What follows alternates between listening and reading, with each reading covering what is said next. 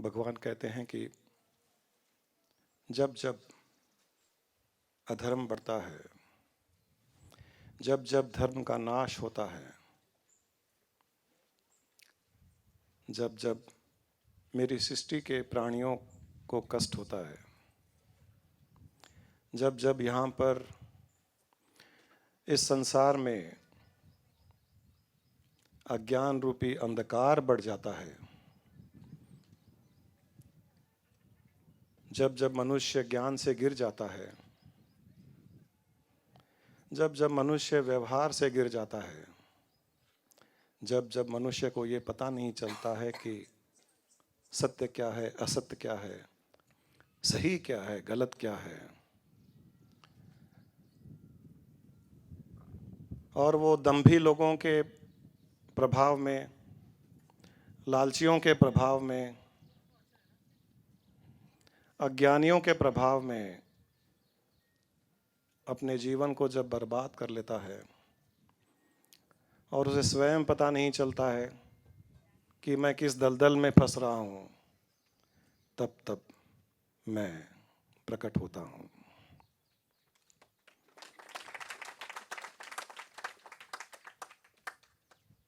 मैंने जब ये सृष्टि बनाई, इतनी सुंदर सृष्टि की उत्पत्ति की, मेरे ही अंश रूप आत्माओं को मैंने भिन्न भिन्न शरीर देकर के यहाँ संसार में भेजा। 84 लाख योनियाँ बनाई, 84 लाख प्रकार के शरीर बनाए। उन सब में मैं परमात्मा, जो निर्गुण निराकार सर्वव्यापकता से सारे संसार में स्थित हूँ, मैं स्वयं का अंश 84 लाख योनियों के शरीरों में स्थापित होकर अपनी ही इस सृष्टि का आनंद लेने के लिए आया हूँ। परंतु मनुष्य यह भूल जाता है, मनुष्य योनि में, मनुष्य शरीर में मन बुद्धि इंद्रियां होने के कारण वह यह भूल जाता है कि मैं उसके शरीर में चेतन स्वरूप आत्मा के रूप में स्थित हूँ, और वो अपने ही मन इंद्रियां बुद्धि के विषयों में इतना उलझ जाता है, उन विषयों में इतना एंग्रॉस हो जाता है वो, कि उसे और कुछ दिखाई नहीं देता है। जब जब वो मेरी ओर से दृष्टि हटाकर संसार की ओर दृष्टि बढ़ा लेता है और संसार में दुख सुख स्वयं भी भोगता है, दूसरों को भी दुख देता है, तब तब मुझे अवतरित होना पड़ता है। मैं अवतार लेता हूँ। मेरा एक अवतार होता है जब समाज में अधर्म बढ़ जाता है, जब दुनिया में अधर्म बढ़ जाता है, जब बाहर अधर्म बढ़ जाता है, कष्ट बढ़ जाता है, दुख बढ़ जाता है, तब मैं किसी अवतार के रूप में, जो कृष्ण हो, राम हो, नरसिंह हो, इस प्रकार के कई अवतार लेकर के मैं प्रकट होता हूँ। और जब भीतर अधर्म बढ़ जाता है, जब भीतर अज्ञानता बढ़ जाती है, उस अज्ञानता से बाहर निकालने के लिए मैं कभी कभी गुरु रूप से भी प्रकट होता हूँ।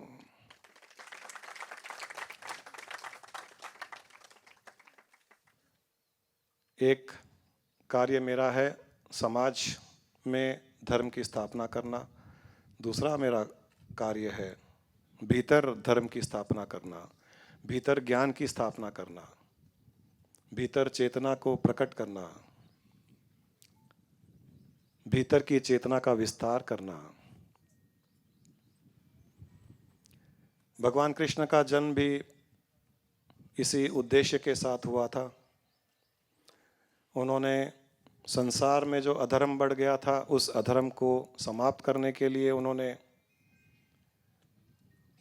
अवतार लिया, और मनुष्यों के भीतर भी अज्ञानता का जो अंधकार बढ़ गया था, उस अंधकार को भी दूर करने के लिए उन्होंने उसी अवतार में गीता का उपदेश भी दिया था।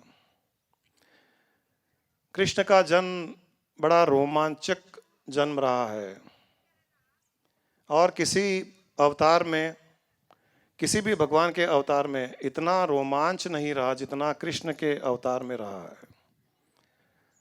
बाल गोपाल से लेकर भावनाओं को किस प्रकार जागृत करना, माता में भावनाओं को किस प्रकार जागृत करना, स्त्रियों में किस प्रकार भावनाओं को जागृत करना, पुरुष जो बुद्धि प्रदान होता है उसकी भावनाओं को किस प्रकार जागृत करना, धर्म क्या है, अधर्म क्या है, सच क्या है, झूठ क्या है, सत असत, ज्ञान अज्ञान, इन सब का भेदभाव बताना, योग और वियोग का भेदभाव बताना, ये सारा का सारा समावेश केवल कृष्ण के ही अवतार में हमें प्राप्त होता है। भावनाओं की जब बात आती है तो चारों वेदों का निचोड़ भी, चारों वेदों का सार भी यही कहता है, यद भावम तद भवति। इस सृष्टि में सारा का सारा खेल भावना का ही है, बुद्धि का नहीं है, मन इंद्रियों का नहीं है। सारा का सारा खेल भावना का ही है, चाहे वो दुख हो, चाहे सुख हो, चाहे कष्ट हो संसार में किसी प्रकार का। आपने अभी इस एक नाटिका में देखा था, एक साधारण मनुष्य अपने जीवन की परेशानियों में जूझ रहा है, उलझ रहा है, दुखी हो रहा है, और जो उसे लग रहा है कि मेरे जीवन में ये सब परेशानियां आ रही है, प्रॉब्लम्स आ रही है, और वो उनसे जूझ रहा है, परंतु उसे ये पता नहीं है कि उसके पीछे उसका कल्याण छुपा हुआ है, उसके पीछे उसकी सुरक्षा छुपी हुई है, उसके पीछे उसका प्रोटेक्शन छुपा हुआ है। संसार में जो कुछ अच्छा या बुरा होता है, जो कुछ हमारे फेवर में या अगेंस्ट होता है, जब जब कठिनाइयाँ आती है, परेशानियाँ आती है, लॉस होता है, कोई धोखा देता है, एक्सीडेंट होता है, किसी की हड्डी भी टूटती है, नुकसान लगता है, तब तब ये मानना चाहिए कि उसके पीछे ईश्वर का आशीर्वाद है, उसकी सुरक्षा है। वही इस नाटिका में एक हास्य रूप से दर्शाया गया था, और वो सच भी है, वो सच है। और जैसे ही उस मनुष्य को पता चला कि इन सब परेशानियों के पीछे मेरी सुरक्षा है, तो आपने देखा कि उसका भाव ही बदल गया, दुख सुख में परिवर्तित हो गया, रोना धोना कष्ट आदि खुशी में परिवर्तित हो गया। जिस पत्नी से वो लड़ाई करता था, जिस पत्नी में दोष देखता था, उसी पत्नी में ईश्वर का प्रभाव देखने लग गया।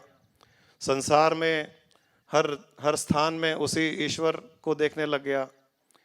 भाव बदल गया, और जैसे ही भाव बदला, दृष्टि बदल गई, दृष्टि बदलते ही सृष्टि बदल गई।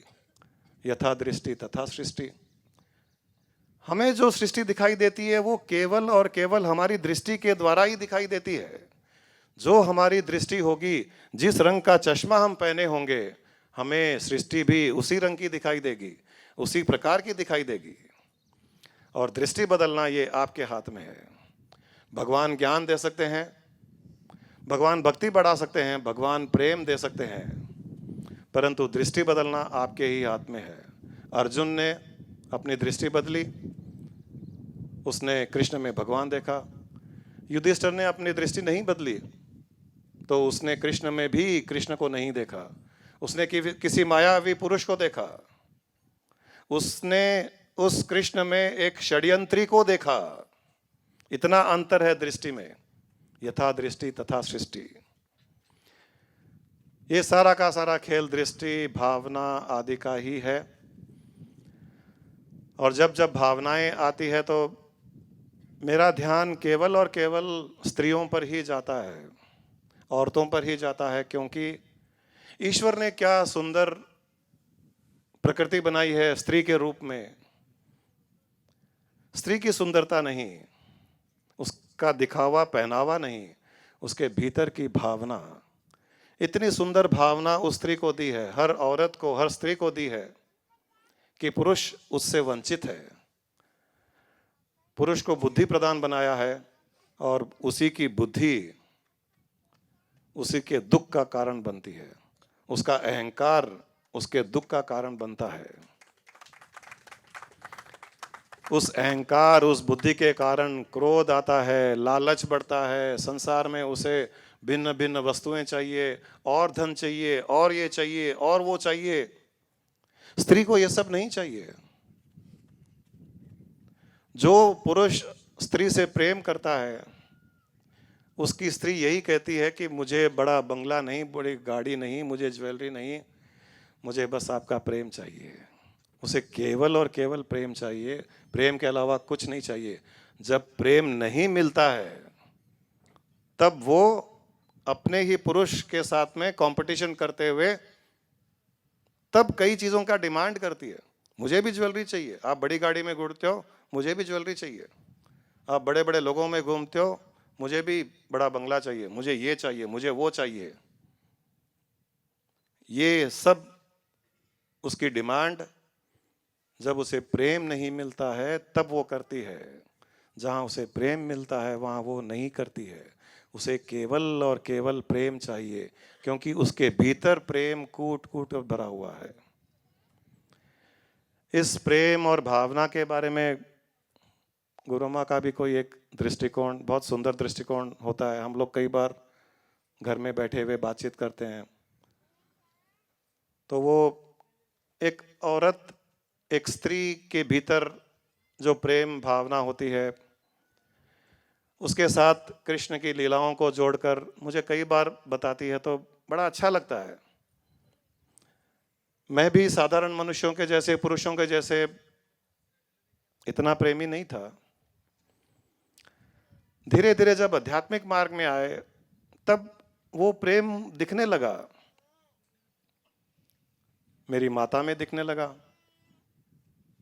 वो डांटती भी है तो मुझे दिखने लगा कि वो प्रेम से डांटती है। उसकी डांट में डांट नहीं दिखाई देती है। पहले डांट में डांट दिखाई देती थी, अब माँ की डांट में प्रेम दिखाई देता है। फिर पत्नी में प्रेम दिखने लगा। फिर पत्नी के डांट में भी प्रेम ही दिखाई देने लगा। अभी भी डांटती है कई बार गुरु का, और बड़ा अच्छा लगता है। और अब तो उस प्रेम की डांट की इतनी आदत पड़ गई है कि मैंने आपसे शेयर किया था कि स्वामी जी के शरीर छोड़ने के पश्चात हमें भी एक कमी महसूस होने लग गई कि एक सशरीर गुरु की कमी, कि शरीर में गुरु रहना ही चाहिए। एक गुरु शरीर छोड़ देता है तो दूसरा गुरु होना चाहिए। जैसे जब कभी माता पिता का देहांत हो जाता है तो हम चाहते हैं कि कोई दूसरे भी बड़े हो तो हम उन्हें माता पिता मान लेते हैं, क्योंकि हम छोटे बनकर रहना चाहते हैं। तो हमने भी एक गुरु है हमारे भी राजस्थान में, और उनके पास जब जाते हैं तो वो डांटते हैं। वो हम जाते हैं उनके पास में उनकी डांट सुनने ही, क्योंकि अब तो हर जगह वो डांट में प्रेम ही प्रेम दिखाई देता है। मुझे तो बड़ा अच्छा लगता है, और मुझे डांट खाते हुए देखकर हमारी गोपियों को भी बड़ा आनंद आता है। जब जब ये हमारे साथ जाती है, जितने भी बार हमारे साथ जितने भी लोग गए, बड़े आनंद, बड़े खुश हुए। गुरुजी हमको तो डांटते हैं, आज गुरुजी को डांटने वाला भी कोई मिला, और मुझे बड़ा अच्छा लगता है। वो मुझे कई बार कई चीज़ें पूछते हैं, बोल, तू कुछ बोल। मैं कुछ नहीं बोलता हूँ, चुपचाप बैठा रहता हूँ। यहाँ तो आपके सामने बहुत कुछ बोलता हूँ, वहाँ कुछ नहीं बोलता हूँ। गुरु है, गुरु की मर्यादा रखता हूँ, कुछ नहीं बोलता हूँ। फिर डांटते हैं, सब पता है इसे, बोलता नहीं है मेरे सामने। तो ये भावना जब भीतर जाग जाती है, चाहे पुरुष हो स्त्री हो, स्त्रियों में भी भावना होती है, प्रेम होता है, परंतु कहीं ना कहीं अज्ञानता में वो उस भावना को गलत स्थान में लगा करके रखती है, और उसे भी पता नहीं है कि उसकी भावना की शक्ति किस प्रकार की होती है। तो हमने भी इतने वर्षों में यही कोशिश की कि पहले तो हमने प्रेम है क्या ये जानने का प्रयास किया। फिर जब पता चला कि ये प्रेम है, अब तो प्रेम की बातें करते हैं। इस प्रेम की भी करते हैं, उस प्रेम की भी करते हैं। आश्रम चलाने के लिए ये प्रेम की आवश्यकता है, मेरा जीवन चलाने के लिए वो प्रेम की आवश्यकता है। और छोटी छोटी चीज़ों में इतना हम आपस में प्रेम करते हैं। आपने देखा भी होगा, कई लोगों ने खाना खाने बैठे हैं तो मैं जब तक दो चार लोगों को जो आसपास है उनको कुछ खिला नहीं दूं, मैं खा नहीं सकता हूं। मुझे इतना बड़ा अच्छा नहीं लगता है। अगर मेरे सामने ही कोई थाली ला करके रख दे और बाकी सब वहाँ खड़े हैं, बैठे हैं, मुझे देखते जा रहे हैं, मैं खा भी नहीं सकता हूँ। तो जब तक सामने वाले के मुंह में कुछ डाल नहीं दूं, मैं नहीं खा सकता। बड़ा आनंद आता है। ये मुझे लगता है ये प्रेम है। कभी किसी के साथ में हंसी मजाक कर ली, कभी खाना खिला दिया, कभी किसी के हाथ से खाना खा लिया, किसी प्रकार से किसी को स्पर्श कर दिया, किसी की प्रशंसा कर दी। ये प्रेम का आदान प्रदान बड़ा अच्छा लगने लग गया आजकल। अब ज़्यादा बुद्धि लगाना, दिमाग लगाना, बड़ी बड़ी बातें करना मन ही नहीं होता। अब तो केवल प्रेम की ही बातें करने की इच्छा करती है। गुरु माँ के भाव भी कुछ सुन लें जो मुझे सुनाती है। मैं चाहता हूँ कि आपको भी सुनाए इस भावना और प्रेम के बारे में। अभी आपने देखा छोटे बाल रूप में मक्खन चुरा रहे हैं तो उनकी माताएं डांट रही है, उनको नाराज भी हो रही हैं, लेकिन नाराज होते होते वो लोग खुश भी हो रही हैं क्योंकि एक नटखट बच्चा ही पसंद आता है। एक सीधा साधा बच्चा कोई को पसंद नहीं आता। एक नटखटपन है औरत में, वो भी देखना चाहती है अपने बच्चे में वो नटखटपन।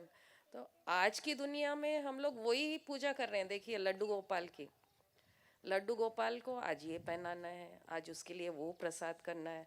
24 घंटे हमारा ध्यान खाली लड्डू गोपाल में।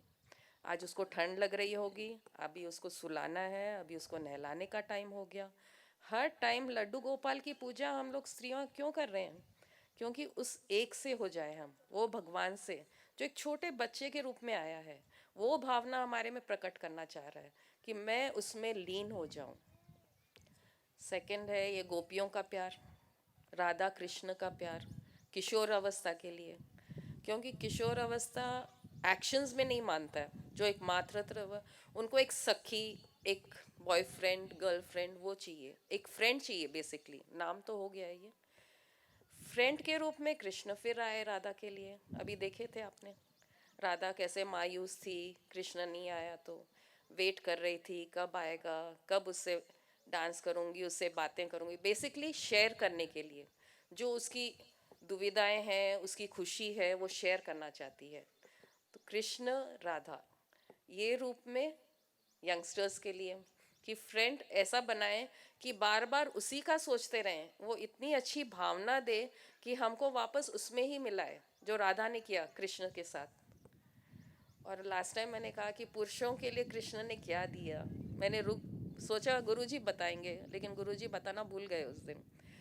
जो इंटेलेक्ट वाले हैं, जो इंटेलिजेंट हैं, उनके लिए उन्होंने गीता प्रदान करी कि उसके हिसाब से चलिए, तुम लोग सबका कल्याण हो जाएगा।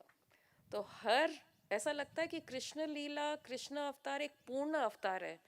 हर एज के लिए उसमें लीन होने का, कृष्ण में लीन होने का, कृष्ण मतलब कॉन्शियसनेस, उसमें एक होने का। और ये अलग अलग भावना से अपन एक हो सकते हैं। एक ही भावना हर के लिए नहीं है लागू, या अलग अलग लोगों के लिए अलग अलग लीलाएं हैं कृष्ण की जो हमको उसमें एक में कर देगा। तो यही गाना याद आ रहा था जो गुरुजी बोल रहे थे ना अभी, कि उसको एक पत्नी को क्या चाहिए, बंगला गाड़ी कुछ नहीं चाहिए। ना मांगू सोना चांदी, ना मांगू हीरा मोती, देता है दिल दे, बदले में दिल ले। हे हे हे हे हे हे हे साहिबा, प्यार में सौदा नहीं। कृष्ण अवतार सिर्फ प्रेम के लिए है। प्रेम प्रेम जहाँ सौदा नहीं है, लिमिटलेस प्रेम, वो इस अवतार में अपने को देखने को मिलता है।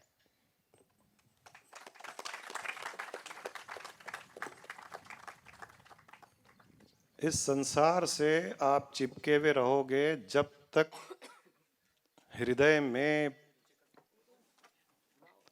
प्रेम का रस प्रकट नहीं होगा। जब तक प्रेम का रस प्रकट नहीं होगा, संसार से चिपके हुए रहोगे। जैसे आप किसी आम के पेड़ पर देखिए, कई कैरियां लटकी भी होती है आम के पेड़ पर। वो कैरी कब तक आम के पेड़ से चिपकी हुई होती है और कब वो गिरती है नीचे, अपने आप कब गिरती है नीचे? जब कैरी पूरी पक जाए। जब तक कैरी कैरी है उसमें रस नहीं है, उसमें अहंकार है, उसमें मैं है। और जब वो कैरी धीरे धीरे पक जाती है, आम बन जाती है, अंदर मिठास पैदा हो जाती है, रस पैदा हो जाता है, स्वयं मीठी हो जाती है, दूसरों को मिठास देने के लिए तैयार हो जाती है। जब इतना रस उसमें आ जाता है तब वो ठक नीचे गिर जाती है, स्वतः ही नीचे गिर जाती है, उसको गिराना नहीं पड़ता है। उसी प्रकार जब तक आपके हृदय में प्रेम का रस इतना अधिक पैदा नहीं होगा कि आप स्वयं उस मिठास का आनंद लो और आपके आम के रस का मिठास का आनंद दूसरे भी लें, तब तक आप इस संसार रूपी वृक्ष से नहीं छूट पाओगे। इस संसार रूपी वृक्ष से छूटने का एक ही तरीका है, इस बुद्धि को, इंटेलेक्ट को, दिमाग को कहीं ना कहीं छोड़ना पड़ेगा। वो छोड़ देंगे तो अहंकार, लालच, क्रोध सब छूट जाएगा। फिर केवल और केवल प्रेम रूपी रस होगा। जब प्रेम रूपी रस होगा तो इस संसार वृक्ष से स्वतः ही छूट जाओगे, छूटकर सीधे परमात्मा में ही जाओगे। और जो पिछली बार गुरु माँ ने बताया था कि गोपियां दही मथी थी, मंथन करती थी, फिर मक्खन अलग करती थी, उसका उन्होंने ही मुझे बताया था कि ये मक्खन अलग करना और कृष्ण मक्खन को चोरी से खाना, उसका अर्थ क्या है? उसका अर्थ ये था कि जब हम ज्ञान, ध्यान और प्रेम के द्वारा अपनी आत्मा को अलग कर लेते हैं शरीर से, तब वो परमात्मा हमारी आत्मा को खाने के लिए चोरी चोरी छुपे छुपे आता है और उस आत्मा को वो चखता है, वो खाता है, क्योंकि उससे वो निकला हुआ बहुत समय हो गया है। अब वो चाहता है कि वापस मैं अपने में धारण कर लूं। तो हम भी जब उस आत्मा को अलग कर लेते हैं तो कृष्ण रूप से वो जिस प्रकार माखन की चोरी करता था, वो हमारी आत्मा की चोरी करता है। और गोपियां क्या करती थी? मक्खन निकालने के पश्चात वो सारा दिन कार्य करती रहती थी, परंतु ध्यान उनका मक्खन पर ही होता था कि कब कृष्ण आए और कब चोरी करे। उसी प्रकार जब हमारी आत्मा जब हम शरीर से अलग कर लेते हैं, 24 घंटे हमारा ध्यान, शारीरिक रूप से हम कुछ भी करते रहें, परंतु ध्यान वही रहता है कि वो परमात्मा कब आए, उस मक्खन रूपी आत्मा को कब खाए, कब चखे। तो ये जब आप अपने माखन को, अपनी आत्मा को, माखन रूपी आत्मा को जब अलग कर दोगे, तब वो परमात्मा आएगा उस माखन को खाने के लिए।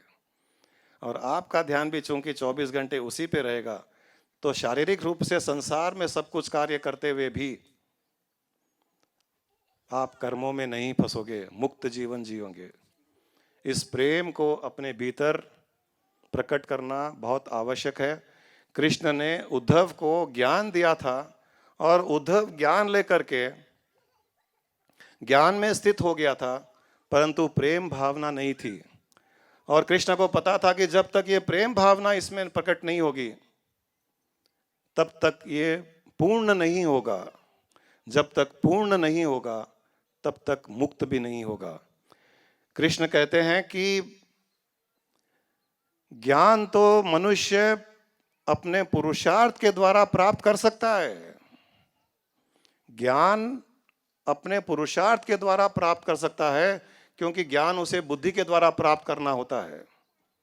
तो अपनी बुद्धि से वो अपने पुरुषार्थ से ज्ञान प्राप्त कर सकता है, परंतु प्रेम तो केवल और केवल भगवान की कृपा दृष्टि से ही प्राप्त हो सकता है। उसके बिना प्राप्त ही नहीं हो सकता।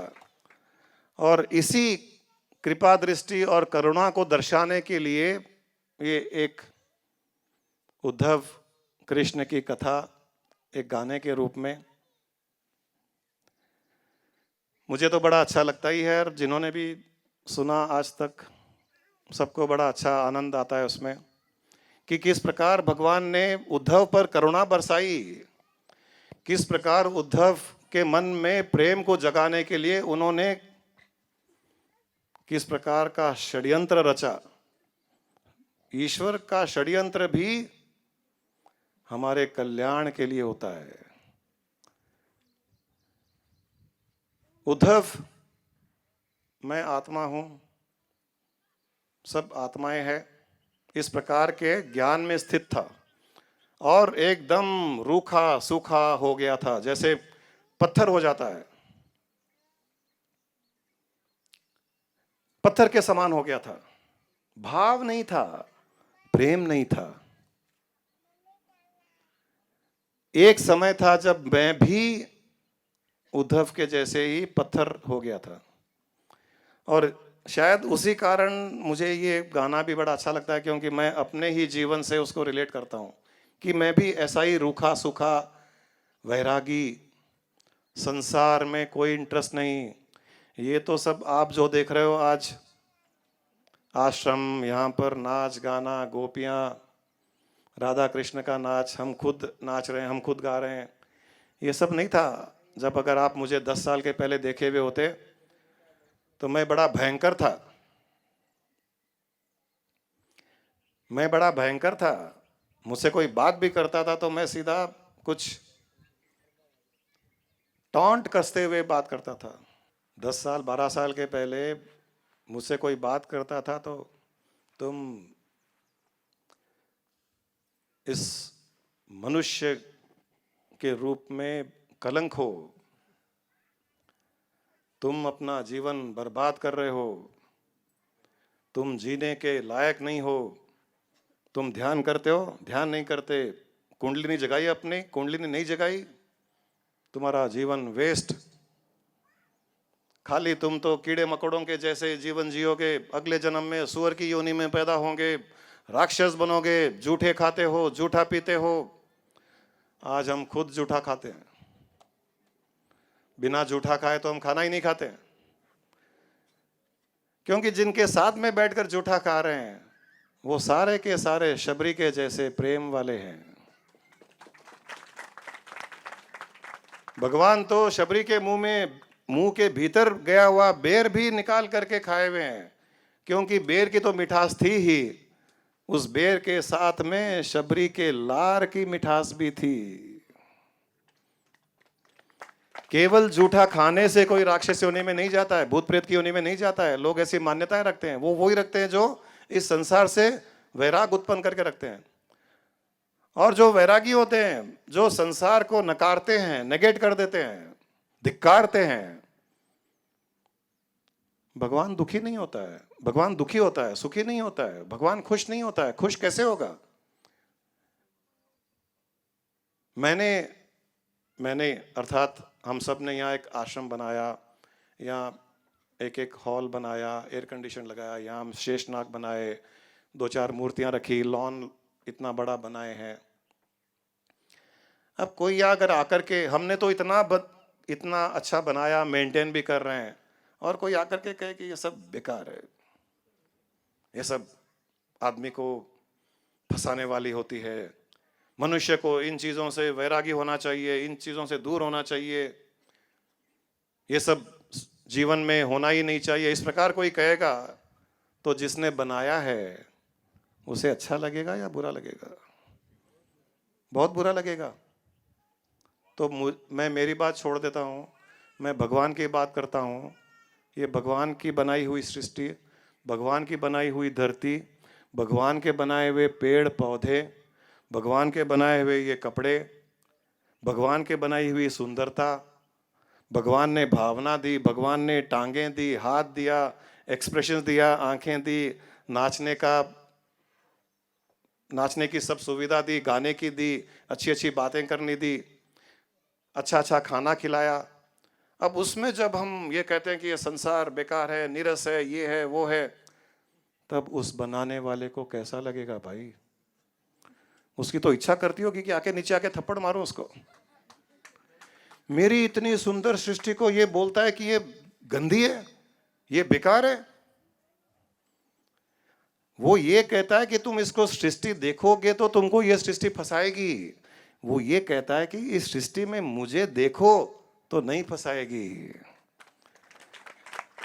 कण कण में मुझे देखो, पेड़ में मुझे देखो, जीव में मुझे देखो, कुत्ते में मुझे देखो, हर स्थान में मुझे देखो, तब ये फंसाने वाली होगी नहीं, ये तो मुक्त करने वाली होगी। क्योंकि जब दृष्टि हमारी ये हो जाती है कि सब जगह वो भगवान ईश्वर ही है, तो हम मुक्त हो ही गए सीधे साधे। कोई साधना करने की आवश्यकता ही नहीं। हम इसे उस परमात्मा से अलग देखते हैं, तब ये हमें फंसाने वाली होती है। तो अगर इस संसार से मुक्त होना हो तो केवल और केवल ज्ञान नहीं, भीतर प्रेम का रस चाहिए। और उस रस के लिए भगवान के शरण में जाना होगा। भगवान के शरण जाओगे तो वो किसी न किसी प्रकार से वो रस पैदा कर देगा, उस कैरी को आम में परिवर्तित कर देगा। हमने भी किया है, किसी ने हमें किया है, गुरु माँ ने मुझे किया है। मैं भी कैरी समान था, गुरु माँ ने मुझे आम बनाया, मेरी माता ने मुझे आम बनाया, मेरी बेटी ने मुझे आम बनाया। क्योंकि ये सब स्त्रियों औरतों में भावनाएं थी, प्रेम था, तो इनसे वो प्रेम सीखा। फिर जैसे जैसे लोग जुड़ते गए उनके भीतर प्रेम दिखाई देने लगा। ये अलग बात थी कि उन्हें भी पता नहीं था कि उनके भीतर प्रेम है, और वो उस प्रेम को गलत यूज़ कर रहे थे, मिसयूज़ कर रहे थे। अब जैसे जैसे हम लोगों के संपर्क में आए, तब उनके भी हमने बांध बना दी, एक नहर बना दी, और उस प्रेम को एक डायरेक्शन दे दी। जो प्रेम बिना विषयों, बिना मतलब के विषयों में बेकार हो रहा था, उसे नहर बना करके उस परमात्मा की ओर मोड़ दी। इसलिए सब प्रेमी हो गए। प्रेम था, भावना थी, परंतु शायद मिसयूज हो रही थी। हमने उसे प्रॉपर यूज करने के लिए नहर बना दी। अब वही लोग मस्ती में है, प्रेम की मस्ती में। तो कृष्ण की जब करुणा, आशीर्वाद उद्धव पर पड़ा, और उद्धव को प्रेम जगवाने के लिए उन्होंने एक षड्यंत्र रचा। उन्होंने षड्यंत्र क्या रचा? उन्होंने कहा कि उद्धव, प्रेम को दर्शाने के लिए उद्धव को कहीं ना कहीं भेजना था कि प्रेम होता क्या है। और सीधे सीधे कहो किसी से कि तुम जाओ, एक ज्ञानी को, खास करके ज्ञानी को कहो कि जाओ उसके पास जाओ और उससे प्रेम क्या है कुछ सीख करके आओ, कोई नहीं जाएगा। प्रेम छोड़िए, ज्ञानी को तो कहो कि जाओ गुरु के पास आकर के कुछ सीखो, तो गुरु क्या जानते हैं, मैं जानता हूं सब।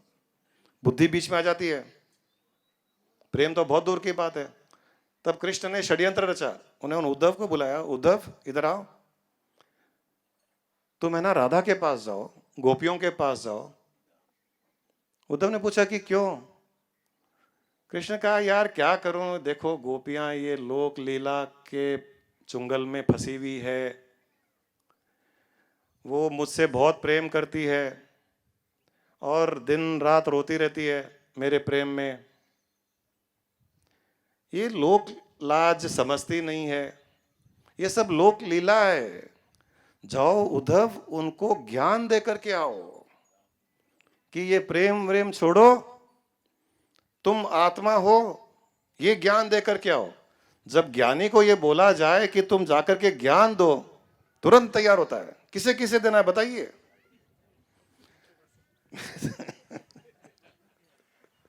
मेरे जैसे गुरु माँ बोल रही है, देखा ऐसे टॉन्ट करती है, बड़ा आनंद आता है। काफी देर हो गई कुछ बोली नहीं गुरु माँ, तो मुझे भी सूखा सूखा लगता है। गुरु माँ नाराज है क्या?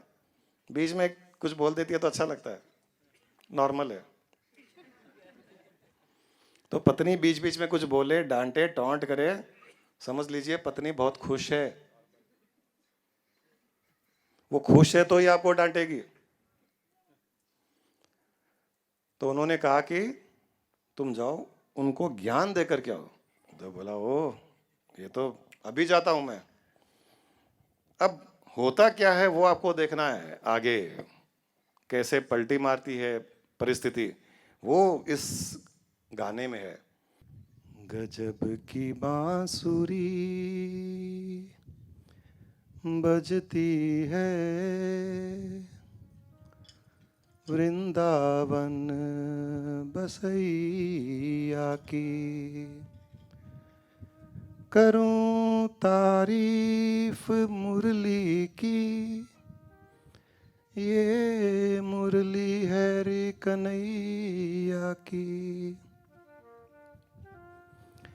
जहाँ पे जोर चलता न था तीरों कमानों से, विजय नटवर की होती वहाँ मुरली के तानों से।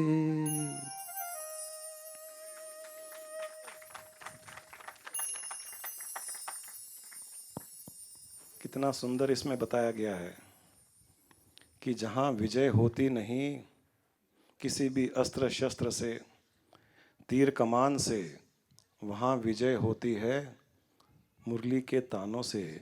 संसार में इसका अर्थ ये है कि जहाँ आप अपना काम किसी को डांट कर, किसी को गुस्सा करके, किसी से झगड़ा करके, किसी से दुश्मनी करके आप विजय प्राप्त नहीं कर सकते, वहाँ पर मीठे बोल बोल करके, प्रेम से उसके सामने झुक कर, उसे गले लगाकर आप विजय प्राप्त कर सकते हो। मैंने पहले भी बताया था मुरली के 3 गुण होते हैं। एक गुण, मुरली सदा भीतर से खाली होती है। प्रेम वो ही कर पाएगा जो भीतर से खाली होगा। भीतर भरा हुआ होगा कचरा, भीतर भरा होगी दुश्मनी, भीतर भरी होगी लालच, ये ले लूं, वो ले लूं, ये बढ़ा लूं, ये कर लूं। अगर ये सब भीतर बड़ा होगा तो प्रेम वहां पर नहीं रह पाएगा। मुरली के जैसे भीतर से खाली होना पड़ेगा। मुरली का दूसरा गुण, बांसुरी का दूसरा गुण, जब वो बुलवाए तभी वो बोलती है, वरना चुपचाप पड़ी रहती है, क्योंकि अंदर खाली है। उसको जब हाथ में लेकर के बुलवाया जाता है तो ही बोलती है, वरना नहीं बोलती। तो दूसरा गुण हमें अपनाना पड़ेगा, जब जब आवश्यकता हो तभी बोलें, जब आवश्यकता न हो तब नहीं बोलें। मुरली का तीसरा गुण, जब भी बोले मीठा बोले। ये तीसरा गुण अपनाना पड़ेगा। आपको मुरली जैसा बनना पड़ेगा, भीतर से खाली। क्यों मल्लिक साहब? भीतर से खाली, जब कोई बुलवाए तभी बोले, जभी भी बोले मुरली के तानों के जैसे बोले, तब तो आपकी विजय निश्चित है, हर परिस्थिति में, हर व्यक्ति के साथ में। प्रेम जगाने का सबसे पहला ये मार्ग। गजब की बांसुरी बजती है वृंदावन बसैया की, करूं तारीफ मुरली की, ये मुरली है रे कन्हैया की। जहाँ पे जोर चलता न था तीरों कमानों से, विजय होती नटवर की वहाँ मुरली के तानों से। प्रेम जगत में सार और कुछ सार नहीं, देखो प्रेम जगत में सार और कुछ सार नहीं, और कुछ सार नहीं, और कुछ सार नहीं, प्रेम जगत में सार। कहा घनश्याम उधो से, कहा घनश्याम उधो से, जरा वृंदावन जाना, वहाँ की गोपियों को ज्ञान का कुछ तत्व समझाना। यहाँ भगवान ने ये नहीं कहा कि जाओ भक्ति और प्रेम सीख करके आओ। देखो भगवान ने क्या कहा, कहा घनश्याम उधो से, जरा वृंदावन जाना, वहाँ की गोपियों को ज्ञान का कुछ तत्व समझाना। विरह की वेदना में वो सदा बेचैन रहती है, सिसक कर आहें भर कर और रो रो कर ये कहती है, प्रेम जगत में सार और कुछ सार नहीं, देखो प्रेम जगत में सार। तो भगवान ने कहा कि जाओ उद्धव, उनको ज्ञान दे करके आओ। ये क्या है, रोज रोती रहती है प्रेम ही सार है, प्रेम ही जगत का सार है। कि प्रेम जगत का सार क्या है? जगत का सार तो ज्ञान है, जो तुम में कूट कूट कर भरा हुआ है। वो तो लोक लीला में ऐसे ही पड़ी हुई खाली प्रेम प्रेम की बातें कर रही है, गुरु माँ नहीं। वो जाओ उनके पास जाओ, ज्ञान का कुछ तत्व दे करके आओ। कहा उद्धव ने हंस कर ये, कहा उद्धव ने हंस कर, मैं वृंदावन जाता हूँ, जरा देखूं कि कैसा है ये कथनी अनुराग का बंधन। देखता हूं जाकर के, ये कथनी अनुराग का बंधन है क्या? ये प्रेम प्रेम क्या बातें करते हो तुम लोग? अरे आत्मा हो, चेतना हो, आत्मा चेतना में कोई प्रेम वेम कुछ नहीं होता है। अभी जाता हूं, समझाता हूं। कहा उद्धव ने हंस कर ये कि मैं वृंदावन जाता हूं, जरा देखूं कि कैसा है कथनी अनुराग का बंधन। है कैसी गोपियां,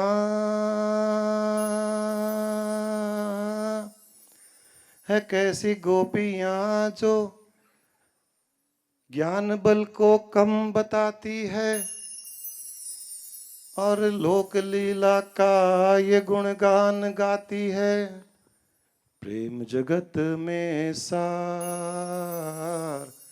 और कुछ सार नहीं। अभी जाता हूं, अभी जाकर के देखता हूं ये गोपियां ज्ञान बल को कम बताती है, और ये लोक लीला ये प्रेम ही जगत है, सार है। देखता हूं। हंस करके कहते हैं उद्धव, बड़े खुश हुए कि आज कृष्ण ने कहा है जाओ किसी को ज्ञान दे करके आओ। तो ज्ञानी को बड़ा अच्छा लगा। या अच्छा किसको लगा? ज्ञान के अहंकार को। जब जब अहंकार को अच्छा लगता है तो इस प्रकार उसे उसे खुशी होती है। ये अहंकार की खुशी थी। अभी जाता हूं, देखता हूं।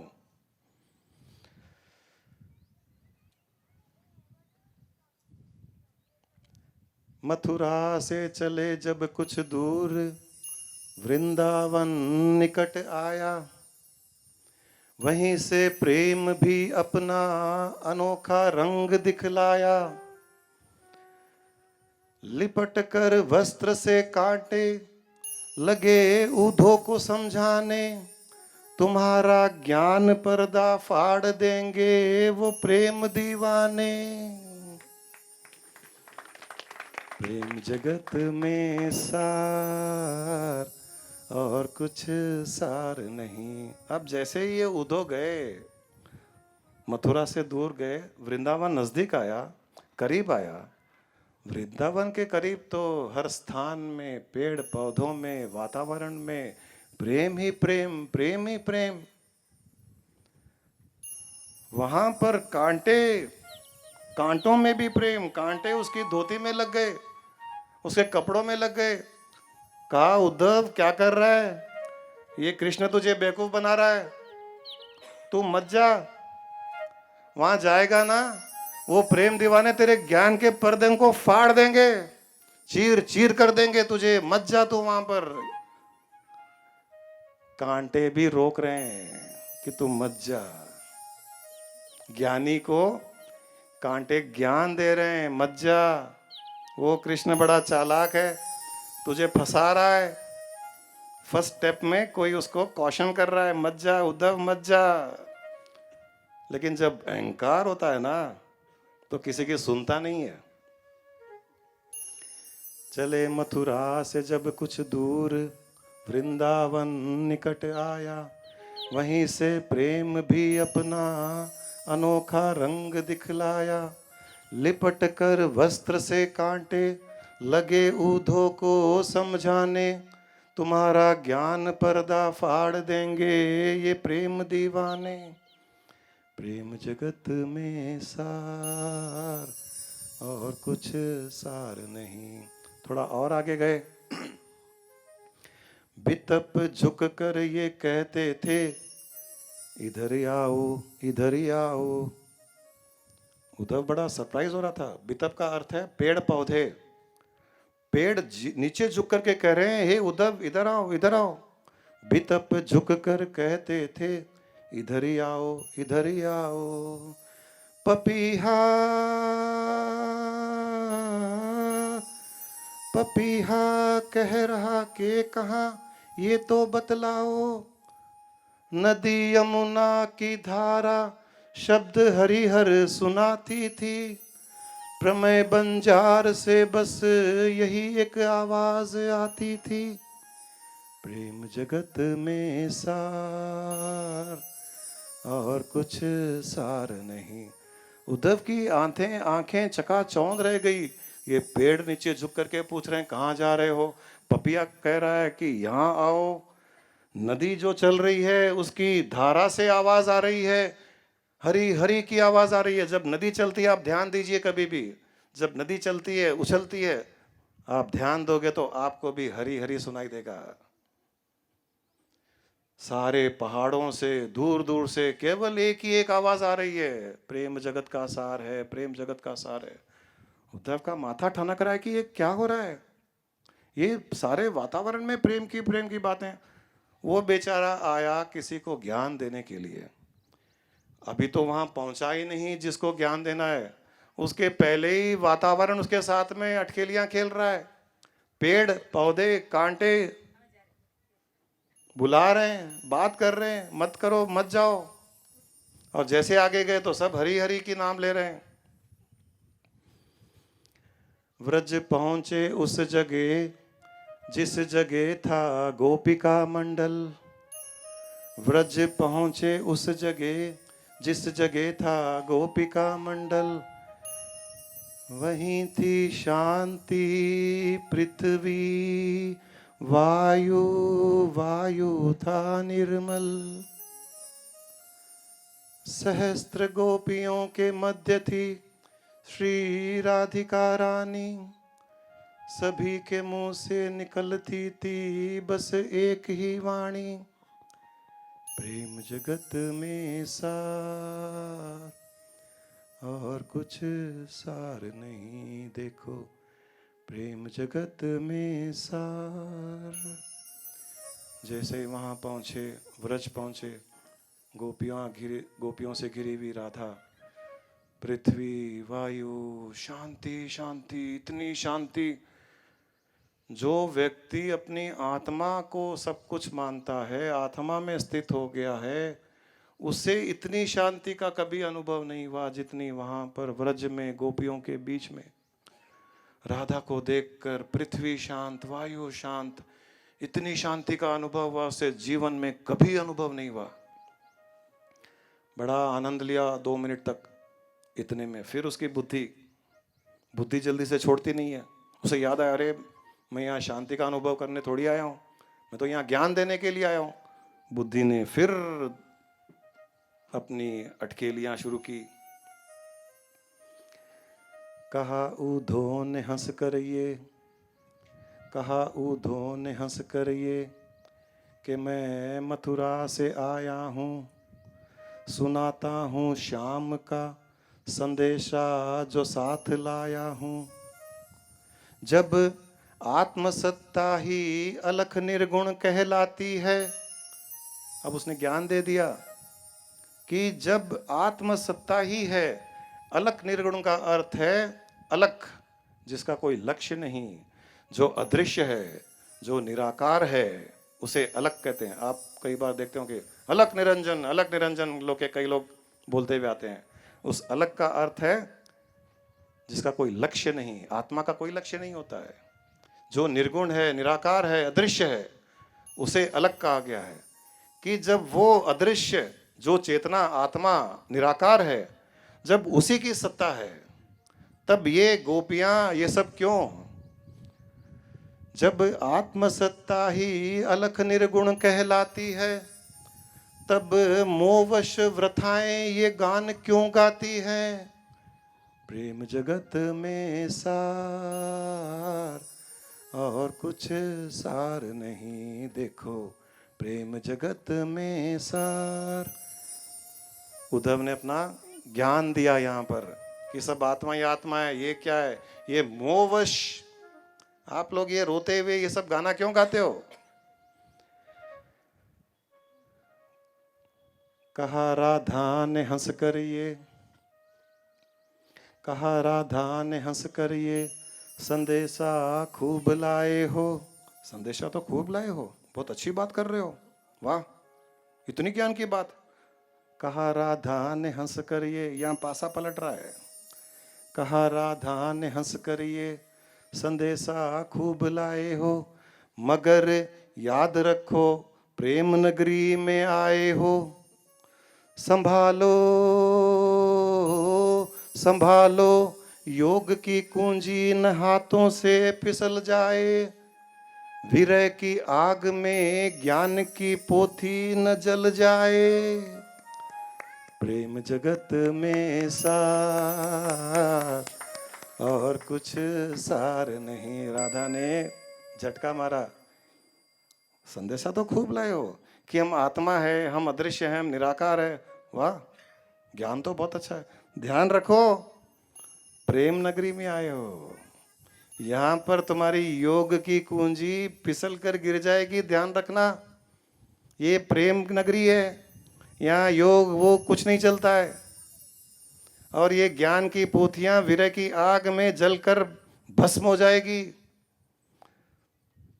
उद्धव की कुछ समझ में नहीं आया क्या कह रहे हैं ये। कहा राधा ने हंस कर ये संदेशा खूब लाए हो, मगर याद रखो प्रेम नगरी में आए हो।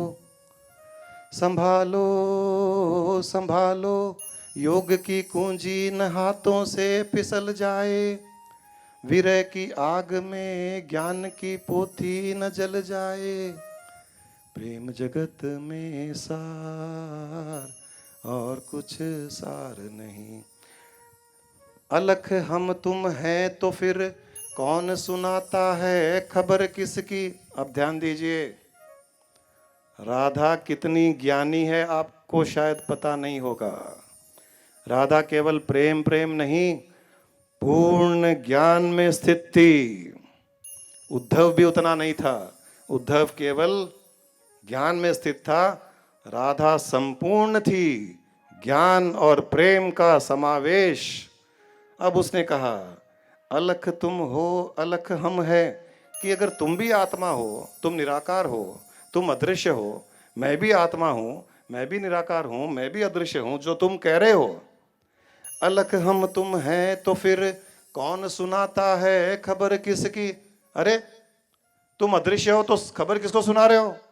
मैं भी अदृश्य हूं, मैं भी निराकार हूं, तुम भी निराकार हो, मैं चेतना हूं, तुम चेतना हो, खबर कौन किसको सुना रहा है?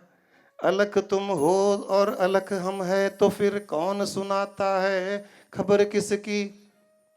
अलख हम हैं तो फिर कौन लगाता है लजक किसकी। अगर हम अदृश्य आत्माएं हैं तो फिर ये लोक लज्जा की तुम बातें क्यों कर रहे हो, ताने क्यों मार रहे हो? हमारे में तुम नहीं देख रहे हो वो आत्मा, वो नहीं देख रहे हो। अलख हम हैं तो फिर कौन लगाता है लजक किसकी। अगर हो अद्वैत के कायल, अद्वैत का अर्थ है बहुत, अनेक, कि अगर तुम ये मानते हो कि परमात्मा से, तुम अद्वैत के कालो के कि परमात्मा ही केवल एक संसार में स्थित है। अद्वैत का अर्थ है एक, अनेक नहीं, एक। द्वैत का अर्थ है अनेक। अगर तुम अद्वैत के कायल हो कि तुम ये मानते हो कि केवल परमात्मा ही परमात्मा इस सृष्टि में व्याप्त है, परमात्मा के अलावा कोई है ही नहीं सृष्टि में, उसे कहते हैं अद्वैत के कायल। अगर अद्वैत के कायल हो तो फिर द्वैत क्यों लाते हो? अरे खुद ब्रह्म होकर ब्रह्मों को उपदेश क्यों देते हो? पलटी मारी। प्रेम जगत में सार और कुछ सार नहीं, देखो प्रेम जगत में सार। अब जो ज्ञान राधा ने दिया उद्धव का माथा ठनका, ये क्या हो गया? ये तो सच कह रही है कि अगर ब्रह्म हो तो ब्रह्मों को उपदेश क्यों दे रहे हो, और ब्रह्मों को उपदेश दे रहे हो तो तुम ब्रह्म नहीं हो, तुम उस भाव में स्थित नहीं हो। खाली बुद्धि से, दिमाग से तुमने सोच लिया था, इंटेलेक्ट से सोचा हुआ और भावना में स्थित होने वाले का अंतर अब ये राधा ने प्रकट किया कि तुम केवल और केवल इंटेलेक्ट में स्थित हो, तुम उस भावना में स्थित नहीं हो। क्योंकि जो भावना में स्थित होता है वो ये होता है। अब उन्होंने आगे कहा राधा ने, अभी तुम खुद योग को नहीं समझे हो। अरे योगी, अभी तुम खुद उस योग को नहीं समझे हो। सुनो इस प्रकार योगी द्वैत में भी अद्वैत रखते हैं। अब राधा ने यहाँ ज्ञान दिया कि योगी वो होता है जो संसार में द्वैत देखता है, अनेकों को देखता है। ये मनुष्य है, ये स्त्री है, ये पत्नी है, ये भाई है, ये बहन है, ये माँ बाप है, ये जानवर है, ये पक्षी है, ये पेड़ है, ये पौधे हैं, ये नदी है। योगी वो होता है जो संसार में अनेक देखता है। अभी तुम खुद नहीं समझे योग किसको कहते हैं। सुनो इस प्रकार योगी द्वैत में भी अद्वैत रखते हैं कि इस अनेक देखते हुए भी भावना के द्वारा सबको एक देखते हैं। ये नहीं है कि ये शरीर या नहीं है, ये नहीं है कि ये शरीर या नहीं है, ये नहीं है कि ये पेड़ नहीं है, ये नहीं है कि यहाँ बिल्डिंग नहीं है, यहाँ नदी नहीं है, पहाड़ नहीं है, ऐसा नहीं है। ये सब है, ये सब है। तुम्हारे माँ बाप भी है, तुम्हारी पत्नी है, तुम्हारी बहन है, बहन के साथ में तुम्हारा व्यवहार बहन के जैसा होना चाहिए, पत्नी के साथ पत्नी के जैसा होना चाहिए, गोपियों के साथ गोपियों के जैसा, माँ बाप के साथ माँ बाप के साथ, गाय के साथ गाय के जैसे, पड़ोसी के साथ पड़ोसी के जैसे। क्योंकि ये है, योगी वो होता है जो उस द्वैत में भी अद्वैत की भावना रखता है। तो भावना के द्वारा वो अद्वैत देखता है, आंखों से द्वैत देखता है, भावना के द्वारा अद्वैत देखता है। ये सीक्रेट राधा ने उद्धव को बताया। अभी तुम खुद नहीं समझे योग किसको कहते हैं। सुनो इस प्रकार योगी द्वैत में भी अद्वैत रहते हैं। सुने जब ज्ञान मद की बात, उदो की खुली आंखें, पड़ी थी ज्ञान मद की धूल सो वहीं धुली आंखें। हुआ रोमांच तन में, बिंदु आंखों से निकल आया, गिरे श्री राधिका पद पर, कहा गुरु मंत्र ये पाया। गुरु मंत्र क्या पाया? प्रेम जगत में सार और कुछ सार नहीं, देखो प्रेम जगत में सार और कुछ सार नहीं, और कुछ सार नहीं, और कुछ सार नहीं, देखो प्रेम जगत में सार और कुछ सार नहीं। इस प्रकार ये कथा उद्धव और कृष्ण की, जहाँ पर कृष्ण ने अपनी करुणा के द्वारा